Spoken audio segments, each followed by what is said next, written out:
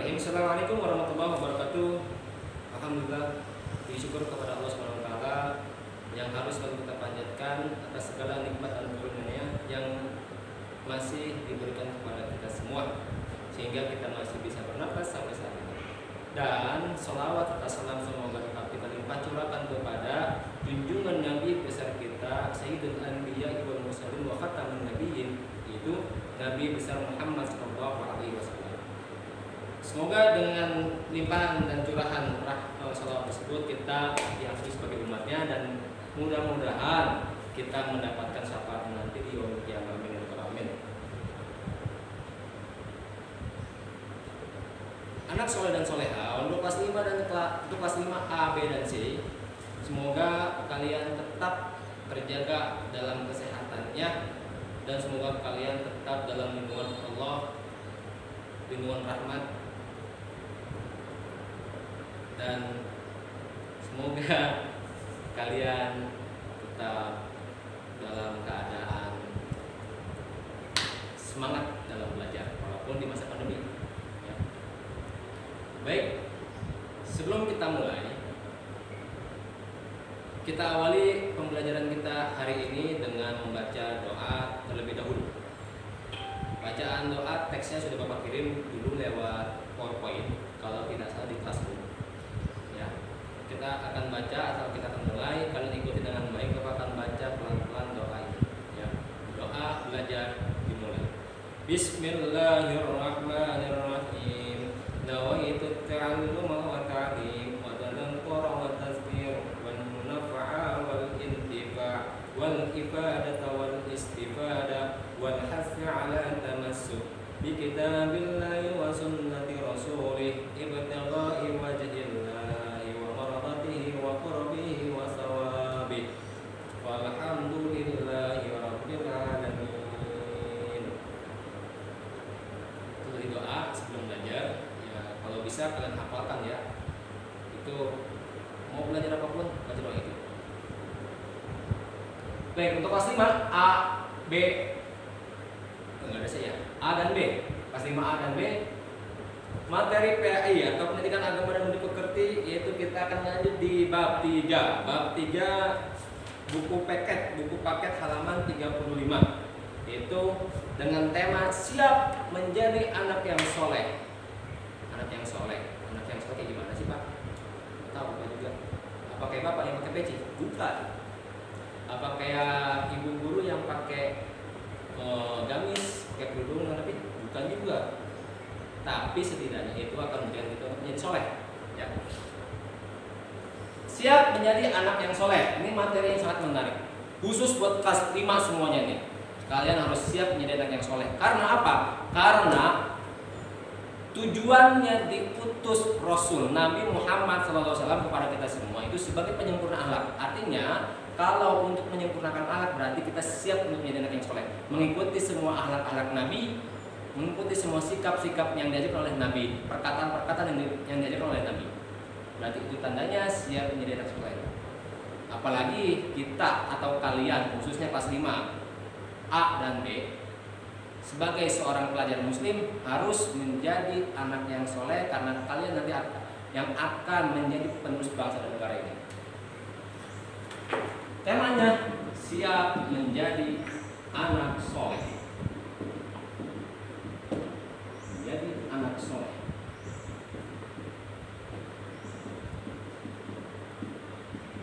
Oke. Siapa sih yang gak menjadi anak soleh? Gak mungkin ada orang yang cita-citanya jadi anak yang nakal atau pencuri atau pengedar narkoba yang lainnya. Gak mungkin. Gak mungkin ada orang tua yang ingin anaknya menjadi anak yang bandel, nakal, buronan. Gak mungkin.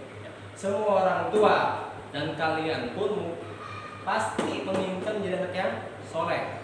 Bapak dulu sama menjadi anak yang soleh, pengennya, tapi sekarang alhamdulillah agak soleh. Ya. Menjadi anak yang soleh. Yang pertama ada di halaman 35. Ya, ini banyak sekali. Ada beberapa poin yang harus kalian pahami untuk menjadi anak yang soleh. Pertama itu syaratnya. Syarat menjadi anak yang soleh yang pertama itu bersikap jujur. Ya. Yang kedua, ini ada saling menghargai. Saling menghargai.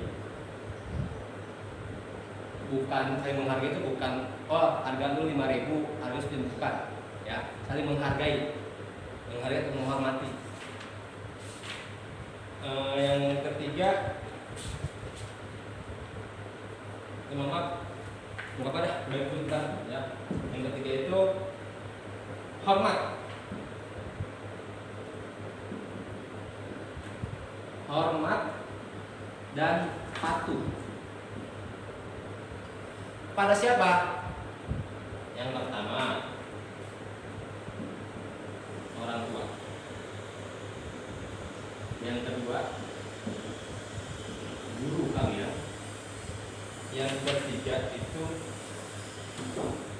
hormat dan patuh sesama saudara. Atau bisa kalian menghormati orang yang lebih tua atau lebih dewasa daripada kalian, atau kalian menghargai orang yang lebih kecil atau usianya lebih rendah dari kalian, ya. Baik, kita akan membahas yang pertama. Yang pertama itu bersikap jujur. Ya, ini kata Pak Bos dulu. Bersikap jujur penting bagi kita semua dalam menjalani kehidupan ini, selalu bersikap jujur. Ini kunci.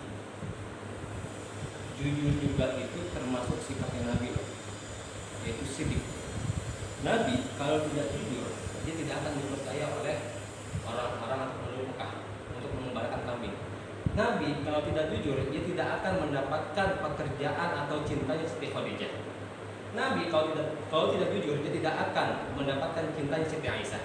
Nabi kalau tidak jujur, dia tidak akan mendapatkan risalah dan tidak akan diutus menjadi rasul. Ya, coba bayangin berapa puluh tahun yang lalu Nabi hidup, tapi sampai sekarang namanya masih dikenal. Kalau kita mati besok lusa dilupain.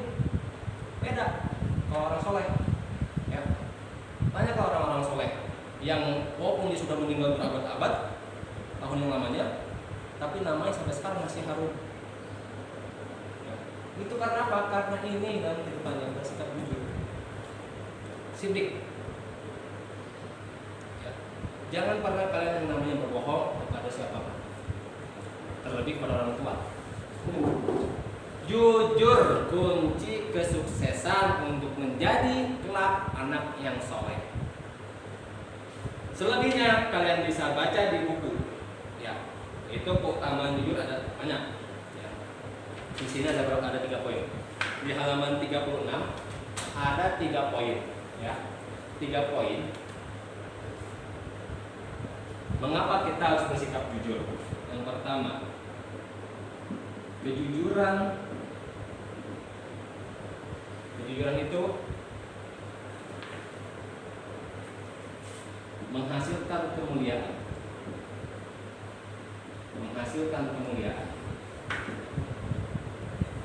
Ya. Tuh. Nih, yang akan kita dapatkan kalau kita selalu bersikap jujur. Hasilnya kemuliaan. Baik kemuliaan di mata Allah maupun di mata manusia. Kalau Allah sudah memuliakan manusia, seseorang, otomatis orang pun akan memuliakan kita. Sama seperti ketika Allah memuliakan Nabi Muhammad SAW, mengutusnya menjadi Rasul, akhlaknya baik.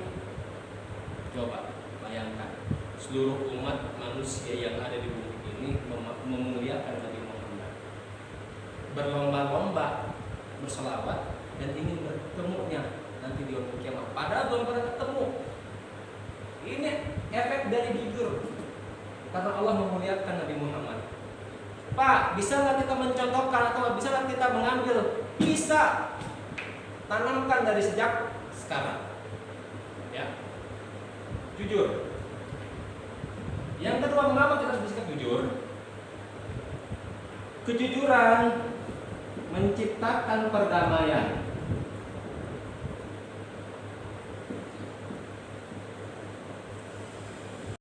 Oke. Yang kedua, mengapa kita harus bersikap jujur? Karena kejujuran itu akan menciptakan perdamaian.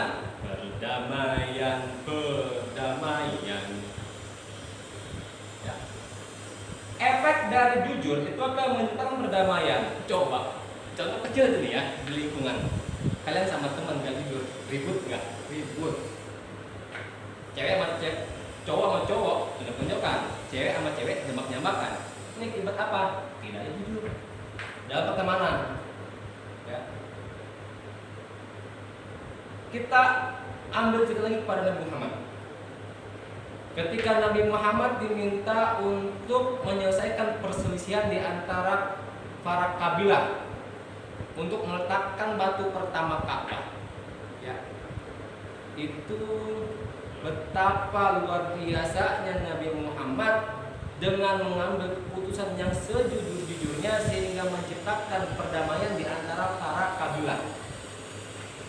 Itu peristiwa pemindahan Batu Hajar Aswad. Karena apa? Nih, jujur. Efeknya apa? Perdamaian.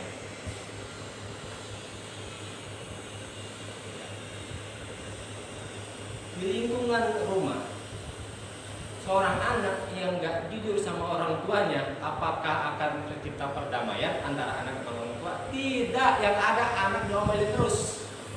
Kamu nggak jujur sama orang tua, diomelin terus, bener nggak? Bener. Ya. Ya. Makanya dalam hal apapun jujur, karena jujur itu yang kedua akan menciptakan perdamaian.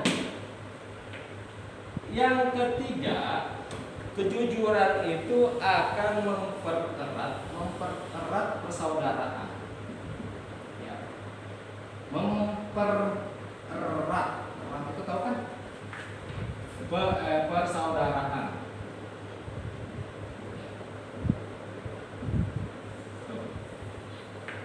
Yang ketiga, mengapa kita harus bersikap jujur? Karena jujur itu akan mempererat persaudaraan. Teman akan senang kepada kita kalau kita bersikap jujur. Oh, dia mah enak orangnya jujur. Kemarin, kenapa Bapak nggak bermateri? Jujur, karena Bapak terlalu sibuk ngurusin yang lain. Ya mohon maaf, ya bukan karena Bapak nggak mau ngasih materi, karena ada hal yang lain. Ya, jadi mohon maaf, Bapak belum bisa memberi materi. Jujur Bapak mah. Kalian selama ini belajar atau tidak di rumah selama pandemi? Nggak tahu. Kalian bisa jawab sendiri, tapi jujur, belajar atau enggaknya, Allah mana tahu. Ya. Kita ambil contoh pada zaman Nabi Muhammad. Karena kejujuran Nabi Muhammad, ketika Nabi Muhammad disuruh masa kecilnya itu mengembala kambing, hampir semua penduduk kota Mekah menitipkan kambingnya untuk digembalakan oleh Nabi Muhammad. Karena apa? Karena jujur.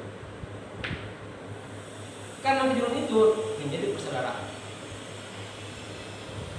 Dari persaudaraan, maka dengan kejujuran banyak orang-orang yang percaya kepada Nabi, sehingga mempercayai ketika Nabi menjadi Rasul, percaya dan mudah untuk dirangkul ke dalam atau dimasukkan ke dalam agama Islam. Ini tiga tujuan terciptanya kalau kalian bersikap jujur. Yang pertama kemuliaan, yang kedua perdamaian, yang ketiga persaudaraan. Ya, oke, mungkin cukup satu dulu yang akan saya sampaikan. Ya, dari materi siap menjadi anak soleh. Pertama dulu lah, ya, ini dulu. Ini kita tanamkan dalam kehidupan sehari-hari. Jujur dalam hal apapun. Karena nanti kita akan merasakan hasilnya dari kejujuran kita. Ya, mudah-mudahan walaupun baru segini materinya bisa memberikan manfaat untuk kalian semua, wabil khusus untuk Bapak. Kita sama-sama tanamkan sikap kejujuran dalam kehidupan sehari-hari kita. Dan akhir kalam, mohon maaf kalau ada salah kata atau salah penjelasan, ya.